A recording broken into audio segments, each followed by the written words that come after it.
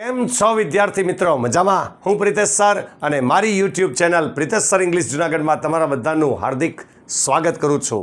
પહેલું paper Pritesh સર્સ most important paper 2027 માટે 12મા ધોરણના ગુજરાતી મીડિયમના વિદ્યાર્થીઓ માટે, કોમર્સ કરતા હોય કે આર્ટ્સ કરતા હોય તમામ વિદ્યાર્થીઓ માટે મારા તરફથી 5 મોસ્ટ ઇમ્પોર્ટન્ટ પેપરની જે સિરીઝ શરૂ કરી છે તેમાં પહેલું પેપર અને પહેલા પેપરમાં સેક્શન ડી એટલે ગ્રામરનો સેક્શન, પૂરેપૂરા ગ્રામરનો સેક્શન છે જેને આપણે આજે સોલ્વ કરવાનો છે.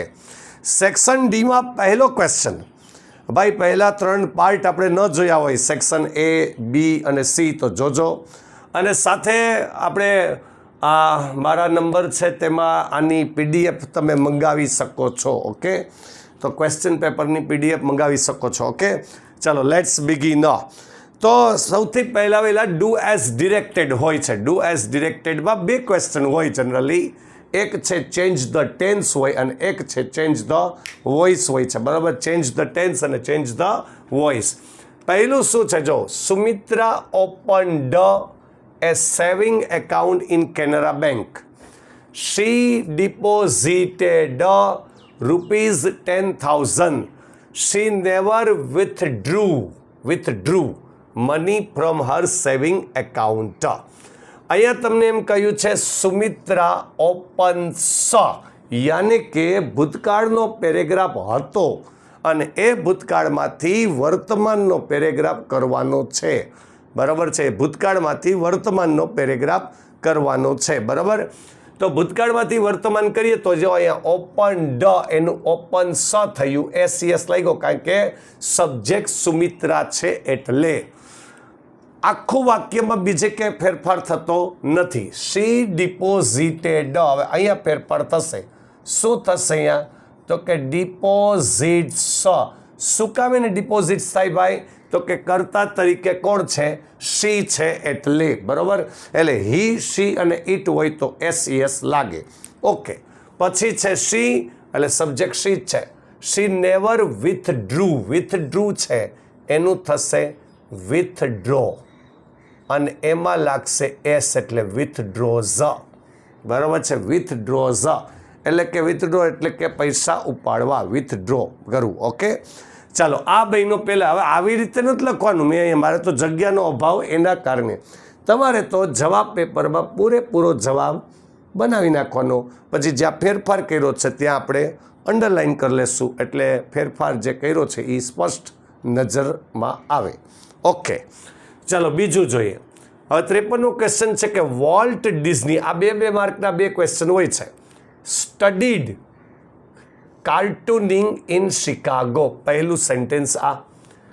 પછી છે and after that he started a little animated company and he borrowed some money from his uncle. Starting ક્યાંથી કર્યું છો? કાર્ટૂનિંગ વોઝ સ્ટડીડ બાય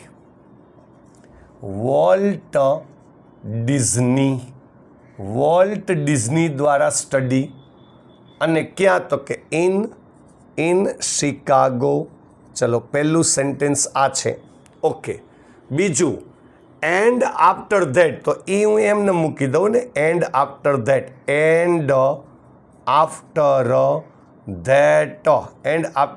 પછી શું છે? હી started a little animated company. હા, તો આ લિટલ એનિમેટેડ કંપની પહેલાં આવશે પેસિવ બનાવવા માટે. અ લિટલ એનિમેટેડ કંપની આ પહેલાં આવશે, એની સાથે સાદો ભૂતકાળ છે એટલે વોઝ આવશે અને સ્ટાર્ટેડ આવશે. સ્ટાર્ટેડ પછી બાય કોના દ્વારા? તો કે બાય હિમ, ફૂલ સ્ટોપ. બરાબર છે, આ થઈ ગયું બીજું વાક્ય. ત્રીજું વાક્યમાં એન્ડ પહેલાં છે તો હું એન્ડ મૂકી દઉં છું. હી બોરોવડ સમ મની, હવે સમ મની પહેલાં આવશે એન્ડ સમ મની સાથે વોઝ, પછી તો કે બોરોવડ, સમ મની વોઝ બોરોવડ. અહીંયા બાય હિમ તેના દ્વારા અને ફ્રોમ કોની પાસેથી? તો કે ફ્રોમ હીઝ અંકલ, તેના અંકલ પાસેથી. હાલો, આ બહેનો આપણો બીજો પેરેગ્રાફ પેસિવ વોઇસ. જો જોગાનું જોગ છે, બધા સેન્ટેન્સ સાદા ભૂતકાળમાં હતા, બરાબર. એટલે પહેલાં જેવું જ બધા સેન્ટેન્સ બન્યા, પણ જરૂરી ના હોય કે પેસિવ બનાવવા માટે બધા સેન્ટેન્સ સાદા ભૂતકાળના જ હોય. બની શકે ભાઈ, બીજો જે ટેન્સ હોય એ ટેન્સ મુજબ આપણે પેસિવ બનાવવાનું હોય. ઓકે, ચલો હવે ક્વેશ્ચન આવે ડિરેક્ટ ઇનડિરેક્ટ અથવા ડાયરેક્ટ ઇનડાયરેક્ટ, જે તમે બોલો તે. 3 માર્કનો ક્વેશ્ચન છે. મયુર પૂછે છે, વેર આર યુ ગોઈંગ? તમે ક્યાં જઈ રહ્યા છો? મયુર પૂછે છે, મયુર, કે તમે ક્યાં જઈ રહ્યા છો, બરાબર છે. તો મયુરીએ કહ્યું ટુ ધ સ્ટેશન, સ્ટેશને. માય ગેસ્ટ આર કમિંગ, મારા મહેમાનો આવી રહ્યા છે. મયુર પૂછે છે, can I take you to the station? હું તને સ્ટેશને લઈ જઈ શકું? આવું પૂછે છે. મયુરી કીધું યસ, હા, થેન્ક યુ કીધું. હા, અહીં છે ને, અહીં આન્સર બનાવીએ, અહીં આન્સર બનાવીએ. તો મયુર છે ને, મયુર એ પ્રશ્ન કરે છે એટલે આસ્ક ડ આવે. કોને પ્રશ્ન કરે છે? તો કે મયુરીને. ઓકે, પછી વચ્ચે શું આવે? તો કે વેર, બરાબર છે, વેર આવે. હવે વેર નીકળી જાય, અહીંયાથી ક્વેશ્ચન માર્ક નીકળી જાય. હવે આપણે ક્વેશ્ચન માર્ક શું કાંઈ નીકળ્યું? તો કે વિધાન બનાવી અને વિધાનનું ઇનડાયરેક્ટ કરવાનું હોય. ઓકે, અને વચ્ચે આવી ગયું સંયોજક તરીકે શું? તો કે વેર. હવે આનું વિધાન બનાવો. Are you going? You are going. You એટલે કોણ? તો કે યુ એટલે સાંભળનાર. સાંભળનાર મયુરી છે એટલે શી. પછી વોઝ અને ગોઈંગ. આ પહેલા પ્રશ્નનું ઇનડાયરેક્ટ થયું. મયુરીએ જે જવાબ આપ્યો ને એ પૂર્ણ વાક્ય નથી, તો આપણે જે જવાબ બનાવવો જોઈએ એ એકચ્યુઅલીમાં પૂર્ણ વાક્ય બનાવવો જોઈએ. તો પૂર્ણ વાક્ય કેમ થાય? મયુરી જે છે એને જવાબ આપવો જોઈએ I am going to the station, આમ જવાબ આપવો જોઈએ. અને આનું જ ઇનડાયરેક્ટ થાય, ટુ ધ સ્ટેશનનું ન થાય. તો આપણે માની લઈએ કે એણે પૂરો જવાબ આપ્યો છે, એવું માની લઈએ. અને માનવું ન હોય તો આપણે તો બનાવવો જ પડે જવાબ. Mayuri replied that. મયુરીએ જવાબ આપ્યો કે આઈ એમ ગોઈંગ. આઈ એટલે મયુરી એટલે she was going to the station, બરાબર છે. She was going to the station. પછી એણે આ વાક્ય ઉમેરે છે. હવે જ્યારે બીજું વાક્ય વિધાન હોય, વિધાન, તો વિધાનને તમારે જોઈન કરવાનું થાય and added that. And added that વધારામાં એણે ઉમેર્યું મારા મહેમાન. મારા મહેમાન એટલે કોના મહેમાન? તો કે મયુરીના. એટલે હર ગેસ્ટ, હર ગેસ્ટ આરનું થઈ જશે વેર, કમિંગ, બરાબર, આવી રહ્યા છે. હવે મયુરે પૂછ્યું can I take you to the, can I take you to the station? એ મયુર પ્રશ્ન કરે છે એટલે મયુર પ્રશ્ન કરે છે એટલે આસ્કડ. કોને પ્રશ્ન કરે છે? તો કે મયુરી, બરાબર છે. હવે જો ઇફ લાગશે, કારણ કે આ WH નથી, WH ક્વેશ્ચન હોય તો વચ્ચે WH આવે, નોન WH હોય તો ઇફ આવે. ઇફ પછી શું? કેન આઈ ટેક યુ, એનું થાય આઈ કેન ટેક યુ. આઈ એટલે, તો કે આઈ એટલે મયુર એટલે હી. કેનનું કુડ. ટેક યુ એટલે કોણ? તો કે મયુરી એટલે હર. Two the station. હવે આ બેનું પ્રશ્ન કોણે પૂછ્યો? મયુરે. કોને પૂછ્યો? મયુરીને, બરાબર. હવે જવાબ મયુરી આપે છે યસ, એટલે આ જવાબ મયુરીનો કેવો થયો? તો કે મયુરી, મયુરી રિપ્લાઇડ. અને આ રિપ્લાઇડ એ કેવો થયો કહેવાય? તો કે પોઝિટિવલી, બરાબર. એન્ડ અને પછી શું કહે છે? Thank you. એ થેન્ક યુને કઈ રીતે કરાય? તો કે એન્ડ થેન્કડ. અને કોને થેન્કડ કરે છે? તો કે મયુરને એટલે હિમ. એન્ડ થેન્કડ હિમ. આ બની ગયું વાક્ય કમ્પ્લીટ, બરાબર છે. આ ડાયરેક્ટ ઇનડાયરેક્ટનો ડાયલોગ હતો. ઓકે ભાઈ, શેર કરતા જજો મેક્સિમમ, બરાબર છે. તમારા ફ્રેન્ડ સર્કલને શેર કરતા જજો. આવા 5 પેપર ટનાટન આપણે સોલ્વ કરાવશું. આની પીડીએફ જોતી હોય તો તારે બિંદાસ રીતે મને મેસેજ કરજો, એટલે હું તમને પીડીએફ મોકલી દઈશ. ઓલરાઈટ, પણ શેર ચોક્કસથી કરજો. આને અહીંયા તમે 54મો ક્વેશ્ચન ગણ્યો, ડિરેક્ટ ઇનડિરેક્ટ. 55થી માંડીને ક્વેશ્ચન છે કમ્પ્લીટ ધ સેન્ટેન્સ, જે આધારિત છે ફંક્શન ઉપર. બરાબર, તો પહેલો ક્વેશ્ચન છે, હું વાંચું છું. ઇફ હી હેડ પ્રિપેર્ડ વેલ, જો તેણે સરખી રીતે તૈયારી કરી હોત તો, કઈ રીતે નહીં, કરી હોત તો શું? ખાલી જગ્યા. Expressing condition in the past. હવે કન્ડિશન ઇન ધ પાસ્ટ હોય એટલે સામેના વાક્યમાં would have, could have, might have અને ત્રીજું રૂપ આવવું જોઈએ.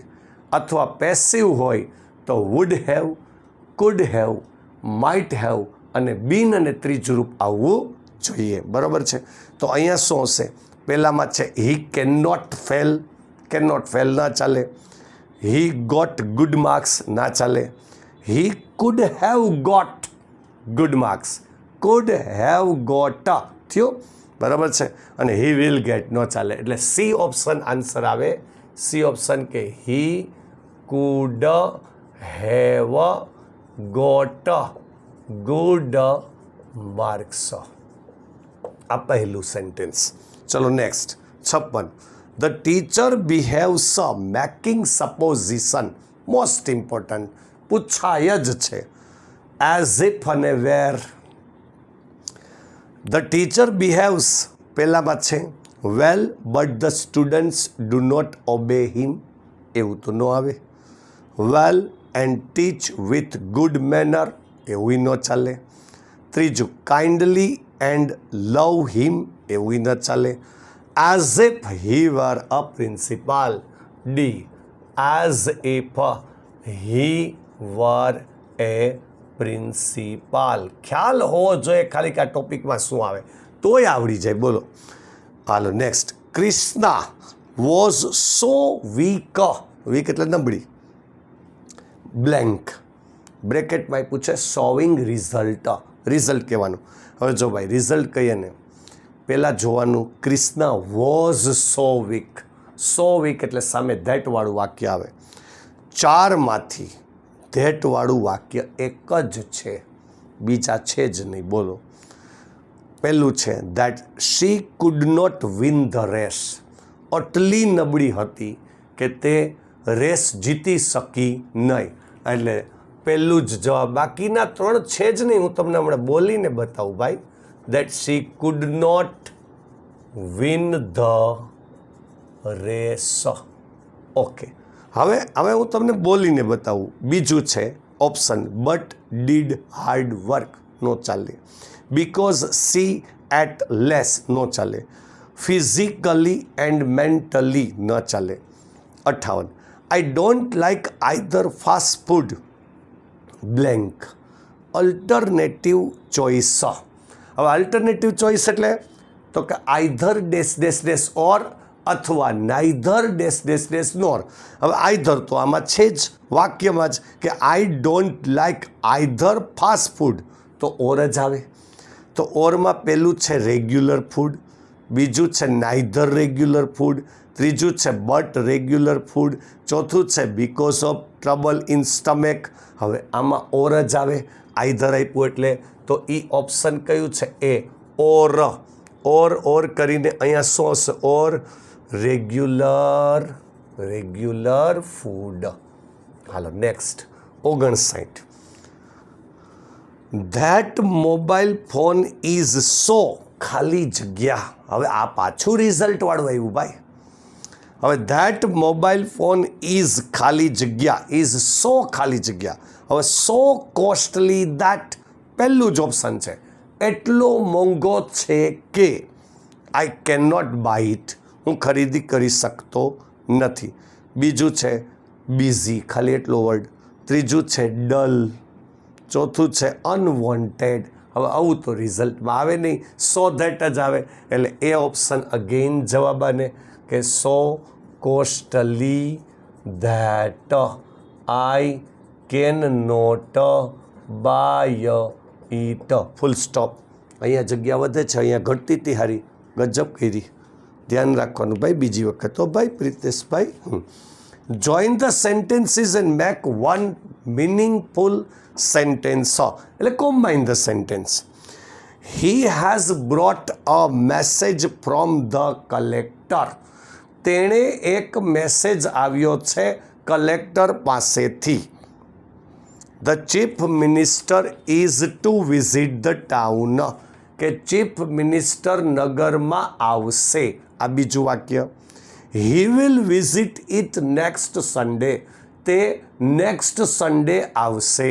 હવે 3 વાક્ય આપ્યા. જનરલી 4 આપે, 4માંથી એક બનાવવાનું હોય. આમાં 3 આપ્યા છે. હવે અહીંયા છે ને 4 કે 3 વાક્યમાંથી એક મિનિંગફુલ સેન્ટેન્સ બનાવવાનું. તો જો હી has brought a message from the collector. તેને એક મેસેજ મળ્યો છે કલેક્ટર પાસેથી. આ પહેલું વાક્ય છે. મેસેજ શું મળ્યો છે એ આગળની વાત આવશે. The chief minister is to visit. Is to visit કયો કે વિલ વિઝિટ કયો, બે એક જ, ભવિષ્ય બતાવે. ઓકે, તો ભાઈ નગરની મુલાકાત લેશે. અને છેલ્લા વાક્યમાં એ જ કીધું, હી will visit it next Sunday. હવે નેક્સ્ટ સન્ડે ખાલી વધારાનું હતું. નેક્સ્ટ સન્ડે છે ને એ બીજા વાક્યમાં મૂકી દેવાય અને રિપીટ વાક્ય છે એને કટ કરી નાખાય. તો વાક્ય 2 જ વધે હો, કે he has received a message from the collector that. તેને એક કલેક્ટર પાસેથી મેસેજ મળ્યો છે કે the chief minister is to visit the town next Sunday. બસ પતી ગઈ વાત. હાલો બનાવી નાખીએ ભાઈ. આમાં he has received a message from the